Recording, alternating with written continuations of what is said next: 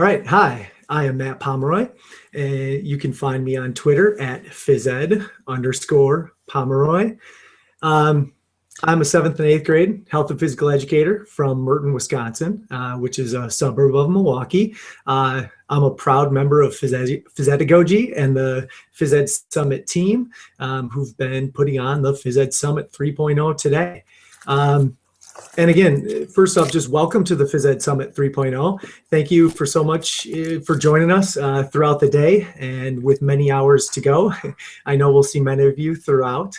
But again, thank you so much for joining us for the 24-hour back-to-back global event. We could not make this day happen without you. We're very humbled by the outpouring of support and promotion of the summit from each of you. All right. By sharing with one person, you're able to impact hundreds of students. So thank you so much for being here to push best practices, effective physical education, and professional development forward. This is an amazing PE community, and we're excited to be a part of it. Remember that we're using technology and sometimes things happen. So if for some reason the video feed stops, please check out the Tozzle for a new link. It may take us a few minutes to get started and rolling again, so we appreciate your patience. Also on that Tozzle, please remember to introduce yourself. Remember that you are part of a chat. So this is where a lot of the learning occurs. As Amy Lawrence Smith will join us in a second.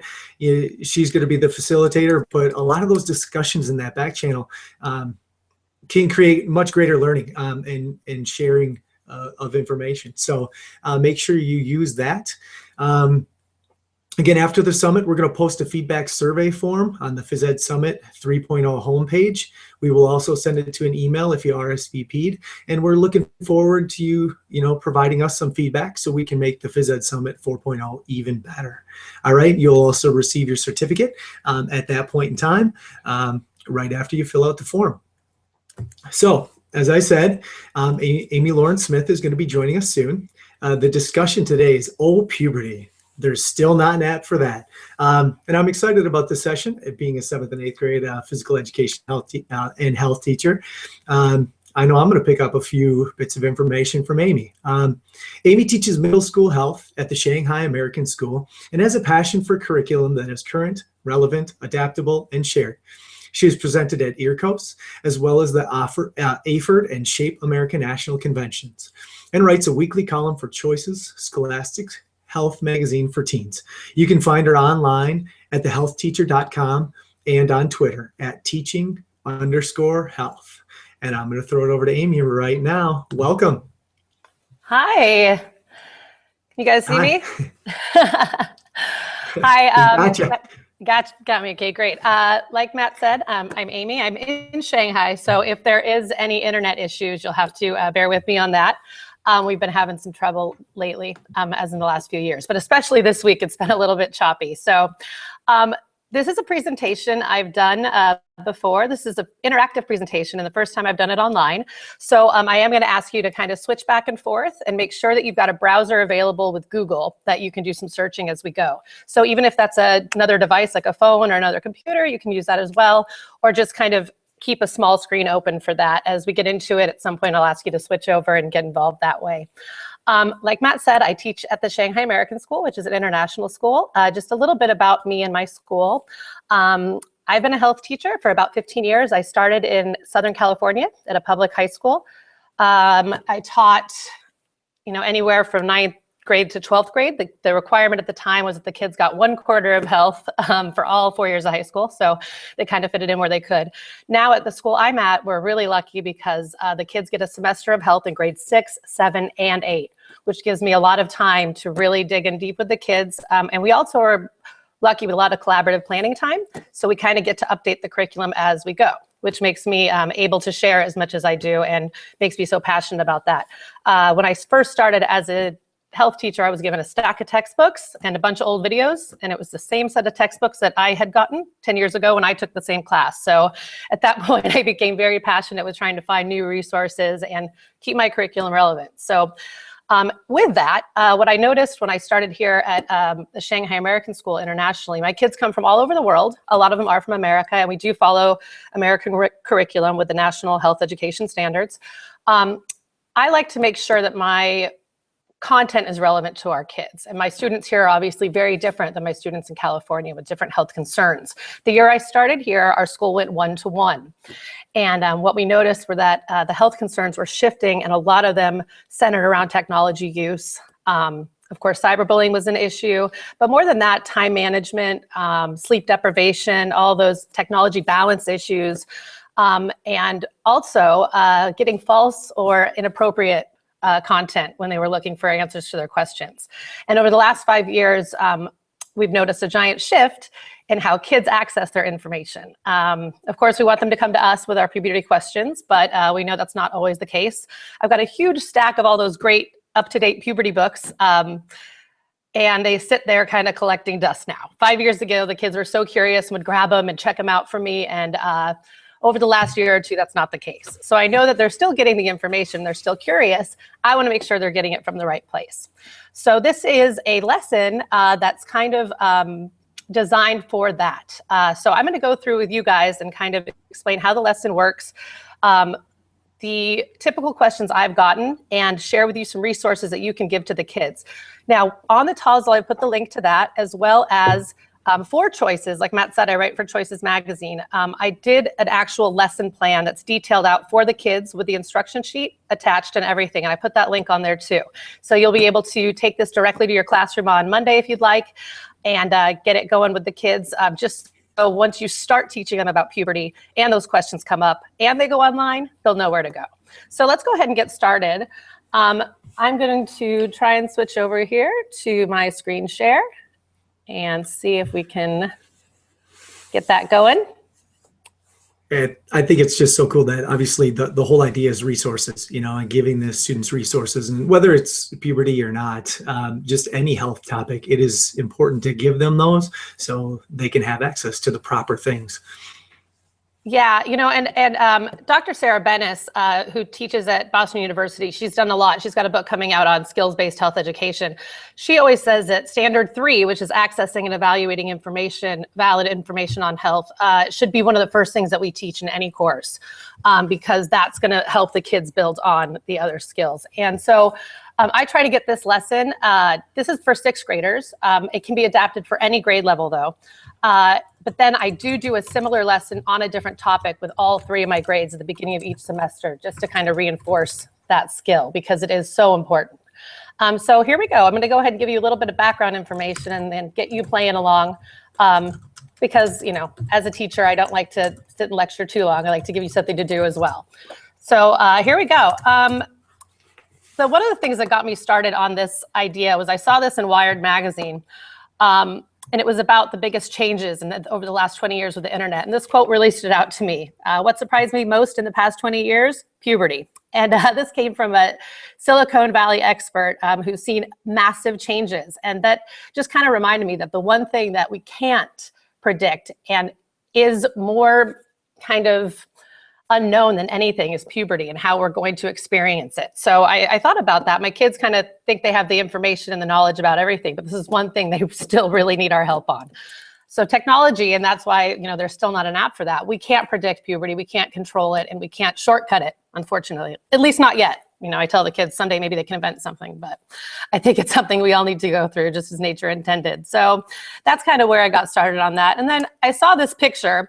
And this actually came from my school's website, which I thought was interesting, on their page about, how we're so technological and we're a 1-to-1 school. And I look at the faces on these boys and I'm just wondering, what exactly are they looking at? And the kid on the far right is like, I don't want to get involved. So I thought that was kind of a good starting point for us to kind of discuss with the kids. What are they seeing, and is it appropriate? So I have a question for you. At what age should we start talking to kids about puberty? And Matt, maybe you can kind of let me know if anybody is answering this question, but I'd like to give everybody about a minute to find the right answer. You can use whatever source you'd like to find it.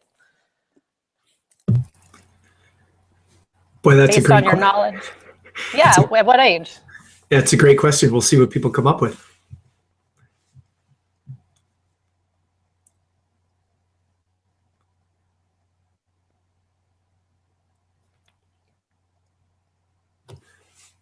it'll be interesting. At our school, we just went through a human growth and development, just curriculum meeting, and we had all of our community members there. Sorry, like pastors, anyone who else just wants to have an opinion, and kind of get their ideas out there. And we have to do that every 3 years. And we just went through ours, so I'll be able to share what we came up with.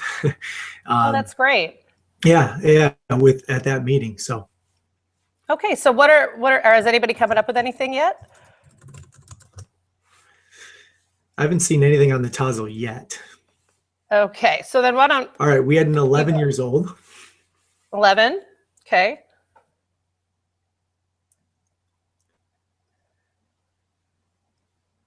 What did you guys come up with, Matt, when you had your meeting? Well, we're talking like 4th grade, especially for girls. And we're going to do more of a basic hygiene video in 3rd grade. But 4th grade is when we do want to start introducing puberty to both girls and boys. So that was our decision. So that would be like, I think that's age 9, age 10.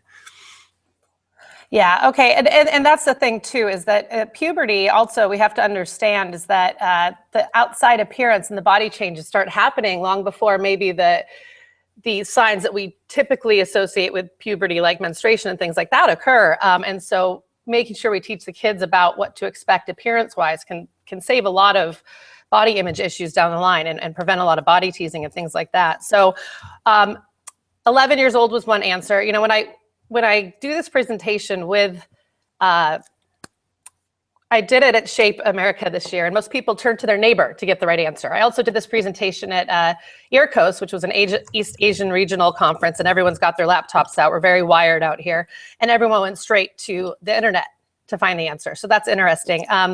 When they go to the internet to find the answer, you get something like this. And Yahoo Answers, I talk to the kids about a lot, comes up first so much when we go online with questions. And kids don't have the Google searching skills yet to ask questions the right way, or to Google search the right way. So they usually type it in as a question. And if it goes in as a question, they're going to get Yahoo Answers. And you can see here this great answer that's kind of vague and says, ages 7 to 13. So it's up to us as a community, like Matt said. I love that you guys get the community involved to kind of decide when that's going to happen. But as far as the appearance changes and things like that, you know, puberty is coming earlier, and this is from the NPR. And I like what this pediatric doctor said here, this quote on the side: "I'm on a mission now to make sure that people understand that teaching kids about puberty in 5th grade is way too late."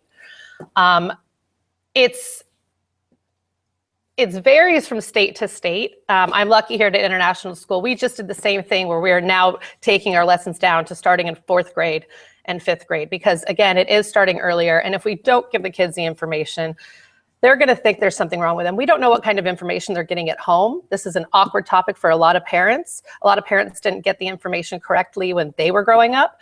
So it's really important that we decide as a community based on our student population. But definitely 5th grade is too late. So 4th grade, and even the basic hygiene things and appearance changes as low as 4th grade, or maybe even a little bit in 3rd, depending on the student population, is not a bad idea. So when digital natives, and the rest of us really, need answers, our first instinct is to go to Google. So if we don't give the kids the information, and even if we do give the kids the information, they're still going to go to Google with their questions. But when it comes to puberty, that's not always the best bet. So this would be a typical question that a student would ask. And I've used real questions that I've gotten from the kids during our puberty units throughout the years. And when should I start wearing a bra is a very valid question. And you can look at some of these answers. Yahoo Answers is not the right place for them to get information about that. And who knows who's answering that? You know, it's some random person in their basement, and the top answers are not necessarily the most valid. So we want to point them in the right direction. In a Pew online health study, you know, 8 in 10 online health 8 in 10 online health inquiries start at a search engine. So everyone starts at Google. My goal is to get the kids to start at Kids Health, or to start at a valid search engine made for them, not to start at Google. If you look, it's not just the kids. 72% of young adults get health information online. This is where the majority of us go for our health information now. This is our first stop. Most of you probably have Googled symptoms or Googled the health concerns of yourself or a loved one at a very recent time. And our teens, 95% of them, and this is as of 2013, use the internet. Now with smartphones, 2 years later after this study, I'd say that percentage is even higher, and they don't have to wait for their information at all. They can go straight to their phone. So even if they have a question, they want to talk to their parents about it. If their parents aren't home, our kids are not accustomed to waiting very much anymore. They are used to instant knowledge, instant gratification. So they are going to go online right away. So I asked my students this question. I posed it to them as a journal topic. We do journaling and meditation every other class. And I said, and this was a couple years ago, when you have questions about health, do you search online? What websites do you usually go to? And this came from a young lady who was very dialed in, very open, and would talk to me about anything. But she said, I do. I probably spend more time on the internet and read articles about health than the average person. When I have health and social problems, I look towards the internet. My friends all know about my Yahoo Answers addiction. I find that very interesting. I use Yahoo Answers, and when I'm looking to misdiagnose myself with something, I go on those medical websites, which are usually the first results on Google.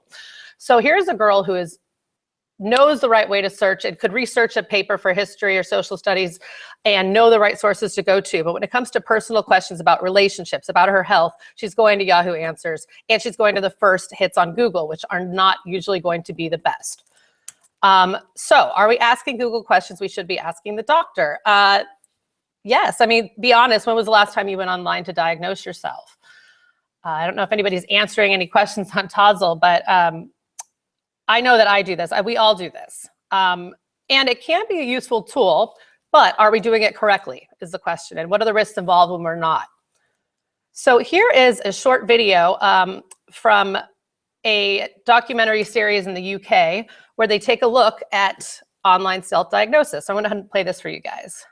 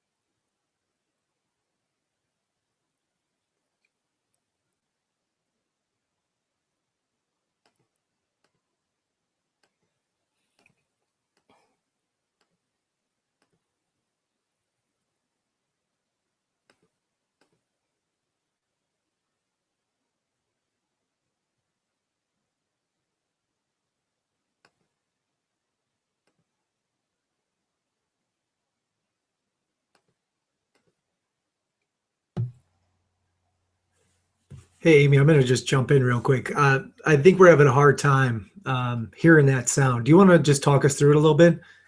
Okay, yeah, and I've got the video clip. I'm not sure what happened with that. Yeah. Oh, you couldn't hear the sound at all? No, I posted in Tozzle. There's a few other people that couldn't. So. Oh, okay. Sorry about that. All right. No, that's okay. I'm not sure what's up, but. Okay, well, and the video clip is on the web resources that I'm going to give you guys so you can watch it. And I showed this with the students. I showed this to my students. Essentially, they have people look up their symptoms online, and then they have them check with a doctor as well to see how it matches up, if we are able to accurately diagnose ourselves. And what they found, the doctor found, is that on half of the occasions, people were pretty spot on. But on the occasions when they were wrong, they were quite wrong. So a woman thought she had deep vein thrombosis, which can be actually like a deadly condition, but it turns out it was just a sciatica. So it can cause unnecessary anxiety. And that's the one thing that we need to remember with our kids is that when they're going online with these questions, am I normal? Is this right? What should I be doing? And they're getting information maybe that's not correct. And so these are adults. So if they're getting 50% of the time, you can assume that our kids are correct a little bit less than that. We can cause a lot of unnecessary anxiety. And that's what the doctor is saying on there. So that the idea of showing this to the kids too is a great way to kind of explain to them that even though we think that the internet knows everything, that a trusted adult is still the best bet. It's a good place to start, he says, but then after that, we need to go to an adult or to a doctor, essentially. So I'll go ahead and skip ahead past that. But if you'd like to watch the full video, it's up there on the blog and the resource link and Tozzle. So online health searches are now the third most popular activity on the web. Can you hear me now? Yeah, there were a few. Yep, we can hear you. There were a few questions about where they could watch that video because they would like to watch it later. So it is posted on the Tozzle? It's on the Tozzle and it's on my website, and I'm going to have everybody log on to the website here in just a second. So it's actually embedded into the post for the kids and everything, so they'll be able to find it. Perfect. So as of the latest research, online health searches are now the third most popular activity on the web, even above e-commerce. So people are going online with health questions more than they're even shopping online, which I found shocking because it seems that's what most people do online. And 1 out of every 20 Google searches is health related. So this is a big part of health literacy now, and it's something we need to be implicitly teaching our kids to do correctly. Luckily, coming to Google soon is verified health facts. So Google has teamed up with the Mayo Clinic and hired doctors. In February, they announced that they're working with a team of doctors to compile, curate, and review medical information that will come up at the top of search results, rather than leaving users to wade through all the information. It's going to look something like this. And I love that it's going to say if something is rare or it's very common. I think that's going to help the kids a lot because sometimes they can, they got a red bump or something. It's probably just a pimple, but they all of a sudden think they've got melanoma and can get this kind of crazy anxiety going in their heads. So this can be very useful. And it also tells you if it's self-diagnosable or you need to go right to a doctor and things like that. So this is also going to help us adults a lot as well. So it hasn't come up yet as far as I can tell. So I think they've got a couple of glitches, but I think it's coming soon. So that'll be a great tool for our kids and to teach them how to use. We say go to the doctor and talk to things, but even when kids are going to the doctors, in the Journal of Pediatrics recently, they did a study actually on sexuality talk during adolescent health maintenance visits. So those yearly checkups our kids get. And the results were that 65% of all visits had some sexual content within it. So only 65% of these teenagers were talking to their doctors about sexual health. The average time of sexuality talk was 36 seconds. So even if it was brought up, it was only for 36 seconds.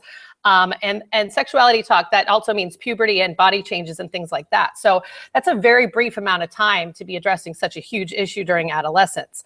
And I saw this and it kind of, I think that's what 36 seconds might look like with a kid and the doctor. It's an awkward situation. And what they found at the study, though, is that the results were that one-on-one confidential time. And I think that's what's key. I think a lot of those talks are short because the parent might be in the room as well. I think after a certain age, kids should be having these appointments with their doctors on their own. So they feel comfortable talking to their doctor about things they might not want to talk to in front of their parents. I know parents always want to be there in the room with the kids, but it's something we should share with our parent community as well when we're doing parent education, that, around adolescence is the time when these visits should be one-on-one and confidential. It's recommended to allow discussions of sexual development, behavior, and risk reduction. So that way, if kids are sexually active, or if they do have questions, they're talking to their doctor and getting the correct information.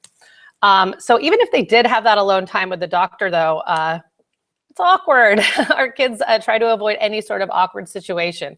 So even if they were in there alone with the doctor, it's still going to not really be necessarily an open forum for them. This might be a pediatrician they've had since they were 2. So talking about, puberty related things is not necessarily comfortable. So they're still going to go online. Our kids are all about instant gratification. They're unable to wrestle with uncertainty or the discomfort of not knowing. They've got a lot of relationship, dating, and friendship questions. Oh my gosh. I can remember being a kid and having so many questions like, oh, how do I get someone to like me and all that? And to have Google now, I can remember, this was about 5 years ago, in charge of, or in addition to teaching health, I'm also in charge of the middle school dances, which is a lot of fun and helps me remember what it's like to be that age. And a few years ago, an 8th grader came and got me and said, oh, he was freaking out. And he said, oh, Miss Smith, there's a 6th grader on the cashier's computer. We were in the cafeteria. So I said, all right, I'll go take care of it. My instant thought was like, he must be, playing games on there, doing something. I go over, he sees my face, he freezes. I tell him to go wait outside for me. I come around and look on the screen, and it wasn't a video game. Pulled up on the screen was Google, and in the search line, it said, how to dance with a girl. So, yeah, let's start. How do you get mad at that, right? I'm like, oh, pumpkin, just go ask her. But that just gave me such an indication of, his mindset at that time. He panicked. He didn't know what to do. This was a huge moment for him. His first instinct was to go to Google. Now he wouldn't have to try it. And he was willing to get in trouble by going on that cashier's computer. Now he wouldn't have to because he'd have his phone with Google right there. So even those relationship questions, those firsts that you would maybe ask a friend or ask an adult or a teacher around or a parent, Google now is a lot of times going to be the first step for the kids. They're so curious and they need that instant gratification. So what are the big concerns that kids have during adolescence? Thinking back to what yours were, anybody who's brave enough can share it on the back channel or on Twitter. What I've done here is compiled some questions that I've gotten through the years, and we're going to go through and kind of see what we can come up with. Where are the safe places to search? Obviously, a trusted adult is still your best bet. We always want to reinforce that with the kids, that they should be able to identify at least one, hopefully two trusted adults that they can go to when they have questions. This is all about teaching Standard 3. Students will demonstrate the ability to access valid information and products and services to enhance health. So this activity is designed to assess that standard. So concern number 1, the big one, growing up and filling out. Body changes start happening early. And these are some of the questions I've got. Why am I getting so tall? Why am I still short? Do my arms look freakishly long to you? Am I getting man boobs? 50% of boys will experience breast swelling during puberty. And if they don't know that, they can freak out. How did I gain 10 pounds so fast? Again, with that weight gain, girls can gain 20 pounds of pure body fat in 1 year with puberty. And if they're not taught that, they're going to panic and think they're getting fat. And their parents might also panic and say, why are you getting so chubby? And let's put you on a diet, rather than waiting to see how that kind of growth is going to look down the line. So they then have questions like, how can I lose 10 pounds in 1 week? And they're going online with these questions. So I'd like you to pick a question from the list or use your own that you had and Google the answer. I'm not sure if we've got people involved right now in the TOSL that can maybe do that and tell us what they're coming up with. Yeah, there are definitely people that are on the TOSL. They're chatting away. I think we've got about maybe like a 30-second delay from us being live and them kind of checking it out. So it might be a second, but. Okay, well then I'll go ahead and I'll start on this one. I took one of these questions and put it in Google. How can I get taller in 2 months? Which we all know is not possible, but to a 12-year-old, they just want to get tall. And I've had so many students kind of set that as a goal during a goal setting project and having to explain to them, that's not possible actually. And the answer, and this was the best answer that came up too, was from somebody named Danny. And if you look at the part with the arrow down there, if you eat a lot of peanut butter, at the beginning he gives a lot of food advice, but then he says, if you eat a lot of peanut butter, your height will not necessarily stop. Neither does masturbation stop height, which is a relief for a lot of the kids. What might stop you from growing is smoking, drugs, alcohol. Some of that is okay advice, but it's not actually advice. And the kids are confused why they can't find valid resources for that question. We need to explain to them that's because that is not a valid question, because it cannot happen. So you're not going to find a medical site that's going to tell you how to get taller, because the only thing that's going to get you taller is time and genes. Another answer that this person had was, have a hairstyle that makes you look taller. So looks like this guy kind of figured it out.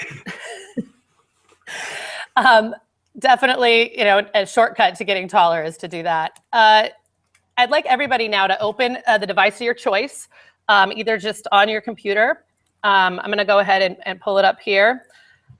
And hey, we've got we've got someone out there that did a quick Google search on how to lose 10 pounds in 1 week, and they were disgusted by the answer. So yeah, it's definitely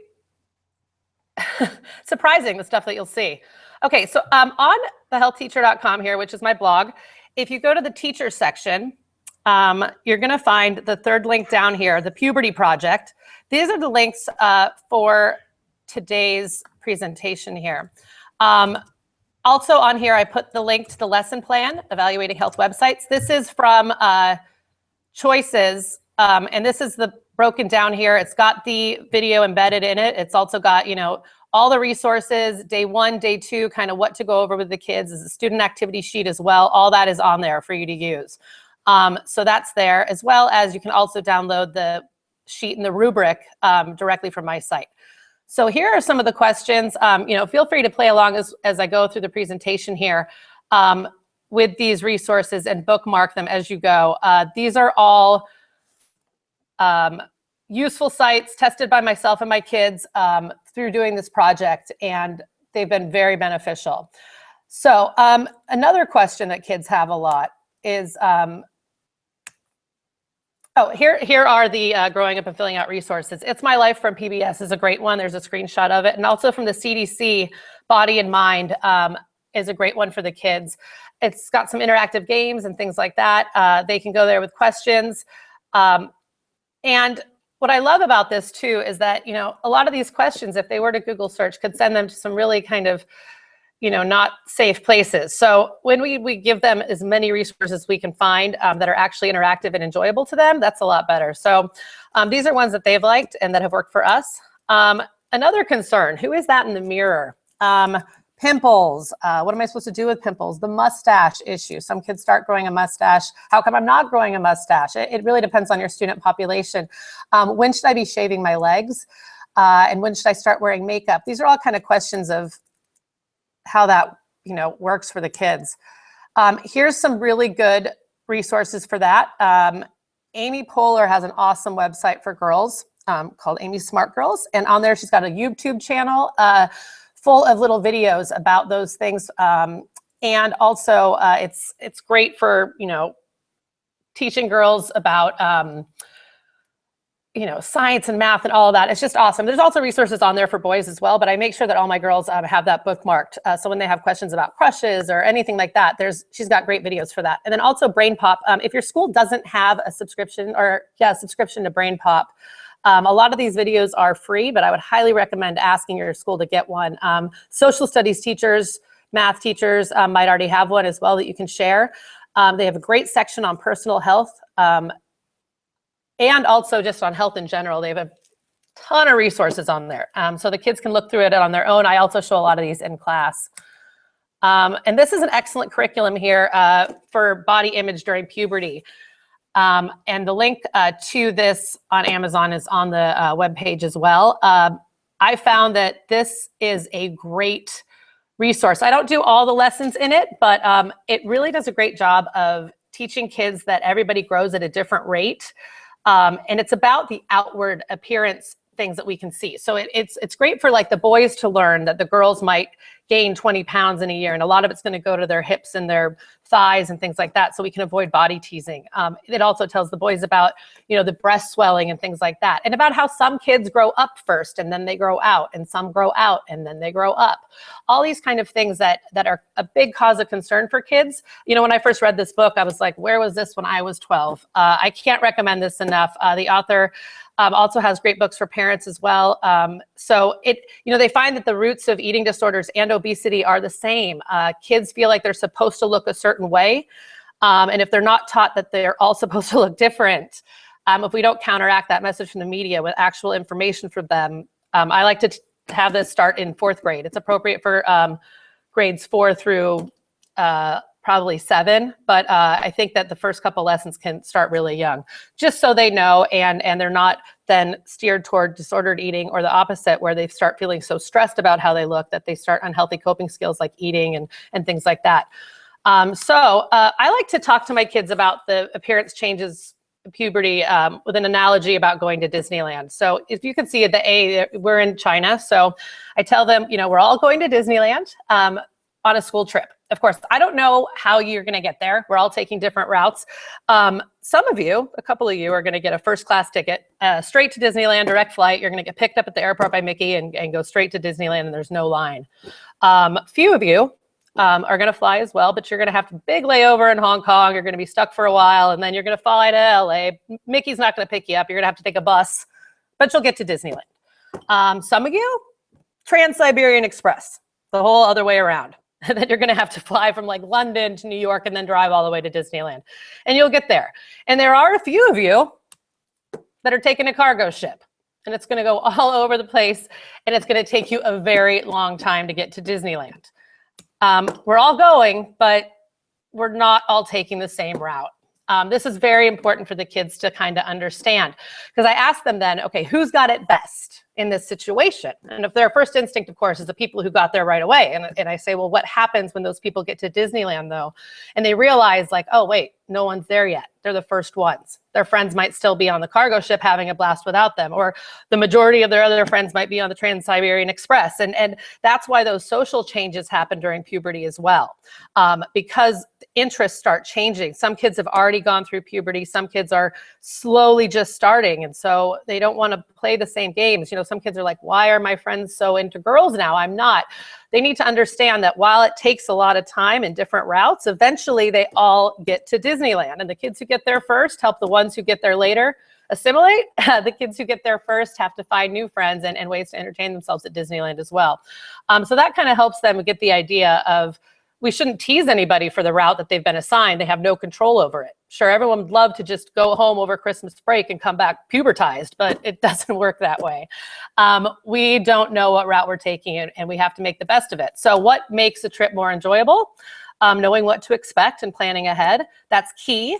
Talking to people who have been there before, like parents and older siblings and teachers, and making friends along the way. If your best friend maybe is now dating and is further along the puberty trip than you are, making new friends who are kind of still into the same things that you are, and having a good laugh when things don't go as planned. I always tell the students about a student I had years ago who his voice change seemed to happen over the course of a year. It took a long time and his voice cracked a lot, but he had a great sense of humor about it. And he was giving a presentation once and his voice cracked in the middle of class and everyone was silent and respectful. And he just said, "Oh, puberty." And that's where I kind of got the title for this presentation from, is through him. A good sense of humor makes it a lot easier. Another big concern for the kids is the mental and emotional changes that are going on. What's going on with my brain? Why am I so upset? The mood swings. Am I going crazy? I can't sit still. Do I have ADHD? Nobody can sit still that long. And during puberty especially, it's hard. We need to make sure that they know that's a normal part of adolescence. Am I addicted to Minecraft? At this age, kids are very into video games. And studies show that up to an hour a day can be very beneficial for their mental, emotional, and social health. They need to know that that's okay, and their parents need to know that too. But anything over that is not so healthy. They are going to be drawn to playing a lot of video games if they're stressed out because it's a nice escape from what they're feeling. So we have to let them know you're not addicted, but you have to be careful and put controls in place so you don't play too much. And why am I feeling so nervous all of a sudden? So you can go to Google and look for more questions on that. Here are a few resources, mental health resources that I find are very useful. One of the things that I've really benefited from as a teacher going to an international school is kind of looking for resources from different countries, not just only looking at the resources available in the US. And, for nutrition, for example, Australia is really on top of their game in their school system. So that's a great place to look. If you're looking at helping your cafeteria make some healthy changes, look and see what they're doing in Australia. The UK is doing a great job with mental health in teenagers right now. The government's putting a lot of effort into that. So Young Minds is a great place to go for resources. And the Kids Helpline in Australia is also good. In the States, teenmentalhealth.org is a newer one, and they've revamped their site, so it's very user-friendly for teenagers. And it's got sections that, how do you help your friends, and explaining what the different mental conditions might be and things that are changing and happening, and any mental illness and things that they might have questions about, this is a great place for them to go. I'm going to skip through that. Oops. That's another video that's on there that you can watch. That's from teenmentalhealth.org. It kind of explains the changes that are going on with the teen brain. It's so important that we talk to the kids about mental health, because studies are showing that college freshmen more than ever are feeling depressed, anxious. They're getting to college and they're not in a healthy place mentally and emotionally. Many mental illnesses don't take root until young adulthood. So if we equip the students with these skills at a young age, skills to know where to go for help, then they'll know where to go when they need it.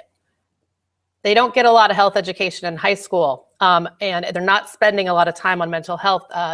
From my experience, when you have a short amount of time, some things get pushed aside. This is something that should not get pushed aside because it is a major issue right now. Okay, so next concern, crushes and friend drama. This is where a lot of kids go online, and this is where you're going to find a lot of the Yahoo answers. How do I get a boy to like me? How do I get a girl to like me? What if I'm a boy and I don't want a girl to like me? Everyone at school keeps talking about me. How can I get them to stop? Why do people stop following me on Instagram? When should I start having sex? These are actual questions that the kids are asking. And this is where we need to start being very careful, because when we're looking at Google for questions about when they should be having sex and what sex is and things like that, they're curious. When they hear things on the playground or in the classroom or from their friends, they're going to look online. And if they're not going to the right spot, they can end up with some really inappropriate things that's going to send them down that rabbit hole that could lead to really unhealthy habits. So some resources for that.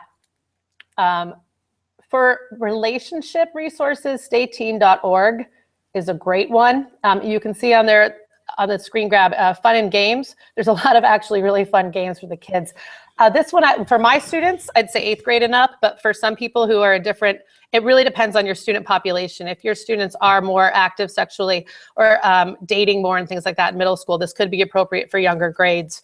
But it's definitely a great one for all high school kids.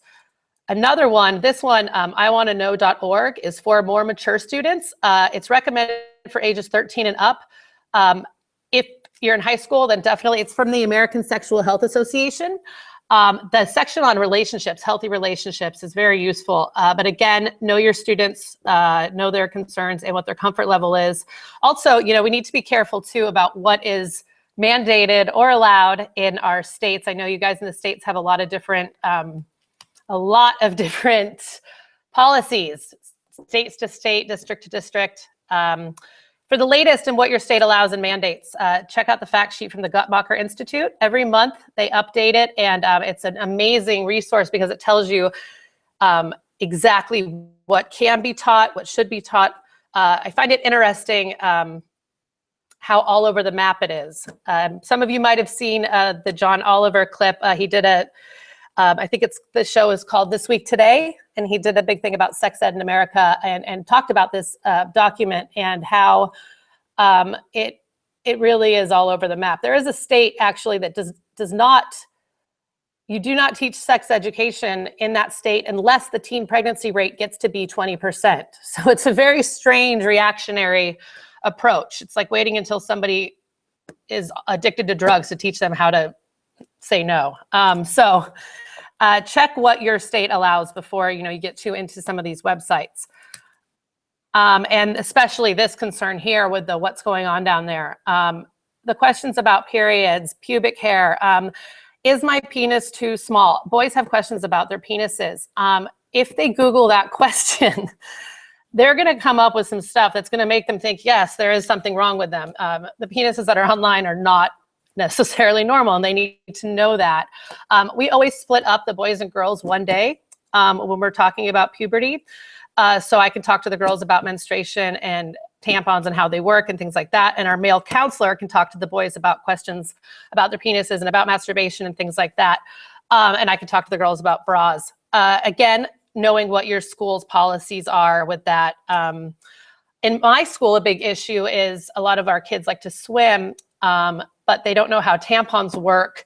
Their moms don't know how tampons work. And so because culturally maybe they never use them either. So we actually show them how they work and make it less scary and kind of a strange thing for them. And then also the questions about videos. You know, kids are sharing pornography with each other. The latest stat says that 90% of 8 to 16-year-olds have viewed online pornography.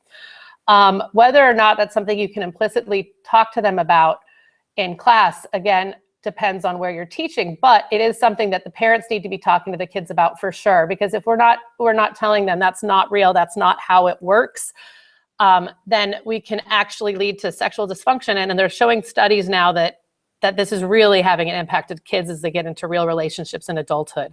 The first generation of kids to grow up with access to pornography like that are now reaching their 20s, and they're having a higher level than ever of men in their 20s with erectile dysfunction and problems like that. And they're saying that access to pornography is the #1 cause. So the best place for the kids to go with questions about periods and penises and things like that is kidshealth.org. Hopefully you're all familiar with that. It's the gold standard for health information. It's one of the first things I do. Our kids are all have their own MacBooks. Like I said, we're a one-to-one school.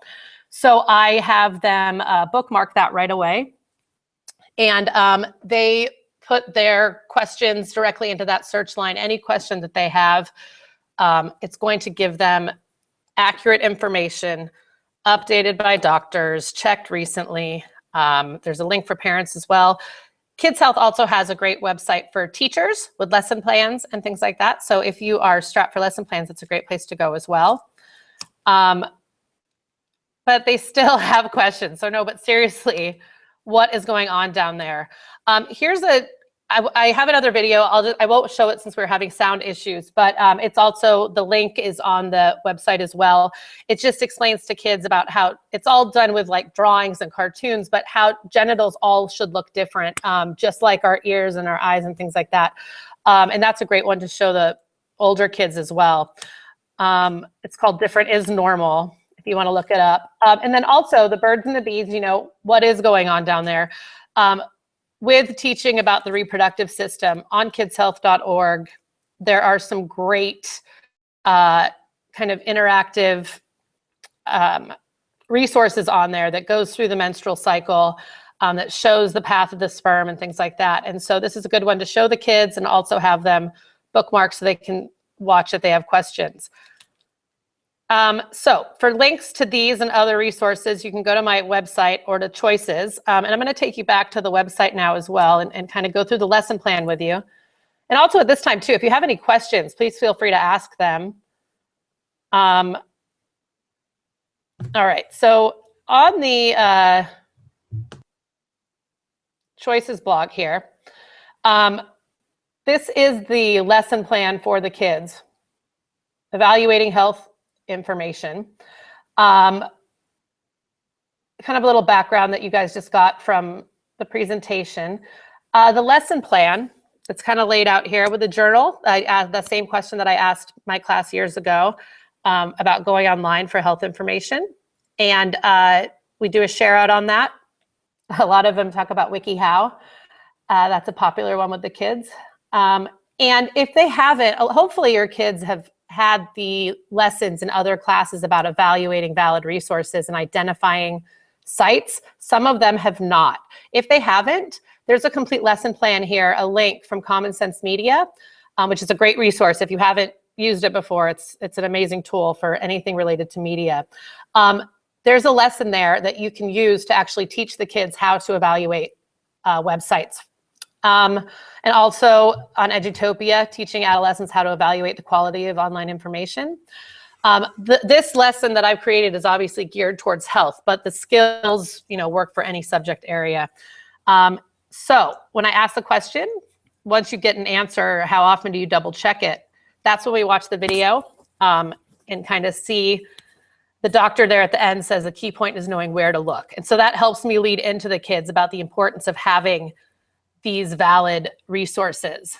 And then they're going to want, most of them want to go do their project directly on Kids Health.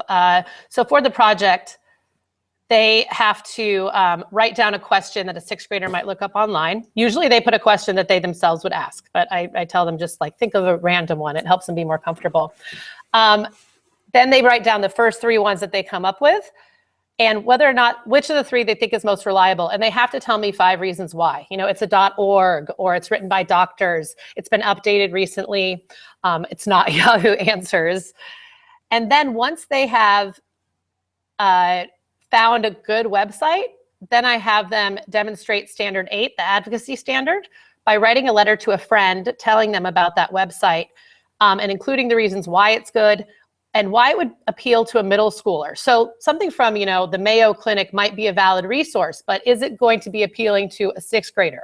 Maybe not. So I go through that with the kids as well. What makes a website appealing to a middle school student? So then we go through the PBS websites and Kids Health and things like that. Are there games on it? Is it colorful? Does it look like it's up to date? Is it not just a whole bunch of text? There's a rubric on there as well. And then I actually put the links to the sites that have worked for myself and my students. And as we do this project and they find new sites that I am not familiar with, I always add them onto here as well. The rubric is attached right here. So then on day 2, they finish the research. This is usually a 2-day assignment. And then do a self-assessment on the rubric. On my site, I also have, so on the teacher resources, the Puberty Project is all the things I went through today, the questions and the resources that go along with each of those questions. But I also put the Evaluating Health websites project on there as well. I just copied it over from my choices post, so you can get it from there as well. Are there any questions right now at all? Yeah, there's been a couple of questions out there, and okay. Well, I guess one of them was just a question about just kind of access in China, and like, do your students have full access to the internet being in China? At school they do. So that's why I'm out here at school this morning because the internet at home is a little choppy. At school they do. Of course, it's filtered like for inappropriate content, but the sites that are blocked here in China, like Facebook and YouTube and Google and things like that, we can access at school. Okay. But they can't access at home. All right. And then the second question was like, I don't know, I guess suggestions for if someone gets some like parent backlash, for teaching puberty. I guess, what are your thoughts? Like, how do you handle that pushback to take care of the things that you feel like you need to take care of as an educator? I think transparency is key. Transparency and communication, right? We send a letter home that explains what we're going to be talking about and how they can help, with that process. We are also working on, we have very clear K-12 growth and development standards that are available for the parents to see. What we find is that parents are actually grateful for their kids to have this discussion at school, because they might be scared of giving the wrong information or be too embarrassed to have that conversation themselves. So usually they're very supportive of it. During parent-teacher conferences, one of the first questions, when are you going to start talking about puberty? They definitely want these lessons to be given. So I find that sending that letter home and just letting them know if they have any questions. This is exactly what we're going to be doing in each grade level, and communicate with me if anything concerns you. And I haven't had any issues as long as that's transparent, I think.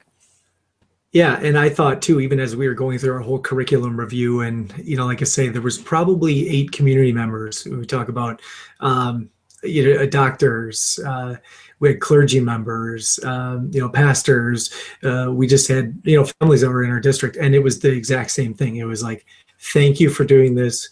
We appreciate it. And the nice part about even just hosting something like that was the fact that then what the community is looking for, and you also know what they want. So, they're going to say yes to a lot of things, but at least you'll know what you and your community really wants you to teach and what they might want you to shy away from. And it was just a great discussion to have. And like you say, most of them were just so, thank you. It's hard to teach us at home, but if we could have the resources, we'd be happy to help. And that's what we went with too, was, school should be an important place where they get information, but parents need to be the ones that talk about values and beliefs, and they need to have that discussion at home. Yeah, and I love the idea of bringing the clergy on board. You know, when I was in the public school in California, we were in a very religious community, and that's such a huge resource, right? And to cover your, you know, bases and make sure that you aren't teaching anything that people don't want you to, and you aren't going to step on any toes, and that you're giving the consistent message across the community is so important. I wanted to just share this real quick. Can you guys see my screen again, Matt? Yep, I can. Okay, so on here on my parents resource page, if you look at the bottom here, Puberty Help for Parents, feel free to use this with your parent community. I did a presentation for our parents here on how to talk to the kids about puberty because they need the help as well. And so here are some links that can be useful to parents as well. So when you are kind of sending that letter home, I like to include those links for them, and that way they can kind of go there themselves too, because a lot of parents have the questions as well. Well, and it's good that you do that, because we kind of struggled as a group too. Well, what do you share? You know, it's like, well, we want our parents to be involved, but where are the resources? What do you share? So great stuff. Just a quick comment. Someone was trying to look at that rubric, and it looked like they maybe had some issues. They were getting an error. So okay. It seems like people are very interested in the lesson, and if you could just take a look into that, that would be awesome. Definitely. But, yeah, I'll put it right back up. Yeah, thank you. And overall, everyone was just amazed with your resources. Just a comment from a moderator and, you know, from a health educator. It's great how well you know your students, and I think that's important. And I think that's what some people forget. You really do need to know your students, you know, the clientele, the people that you're dealing with and that you're teaching. And when you know what they need, you can deliver what they need. And instead of just delivering what you feel like is important for delivering. So, you know, obviously I appreciate you doing that, and I know everyone else does. Could you go over one more time? How did you get all those questions? Was it just something you sent to your students? I maybe missed it. The questions about puberty from the kids? Yeah. So when we split up boys and girls, I have the kids write down their questions, anonymous questions, and I give the boys ones to the counselor and I keep the girls ones. So those are questions over the last 5 years that we've kind of compiled. I type them all into a list as well. So then I just have the list. So the kids don't know who wrote which question. So then when I'm sitting down with the girls, I'm like, okay, so somebody wants to know, you know, when you should start wearing a bra. And then we talk about it that way. So those are just some of the ones that have really kind of consistently come up among those questions. And it's great because unlike a question box or something like that, you know, when you pull out the paper, people might recognize handwriting or something like that. If I type them all into one document and then just have that, it's a lot more useful. And like you said about knowing the students too, you know, we're really lucky with the National Health Ed Standards. They're so adaptable. And that's one of the great things about them is that once we get to know our students, we have the freedom to adapt the content that we teach as long as we're teaching the skills. And so knowing your students is key in that. And we're really lucky that we can do that. Well, very cool. And again, everyone in the TASL just appreciates you taking your time to share all the resources that you have, for putting it all together, you know, for having it there for everyone. And I know that I've learned quite a few places to go for myself as an educator and for my students to go too. So looking forward to putting that into really good use. Great. Well, and there's a ton of other lesson plans and resources on my website as well. So feel free to use any of those. And if you have any questions about any of them, just send me an email. All right. Well, again, Amy, thank you for joining us on the Phys Ed Summit 3.0. Those of you that are participating, just remember you can look for that feedback survey form, and that will be emailed to you. It will be posted on the Physedagogy website at www.physedagogy.com/PhysEd Summit. So we'll have that out there for you. We appreciate the feedback, and that way you can get your certificate of completion. So thanks again, Amy, one more time. We appreciate you joining us from Shanghai, China. All right. Thank you. Thanks for having me. All right. Take care now. Bye-bye.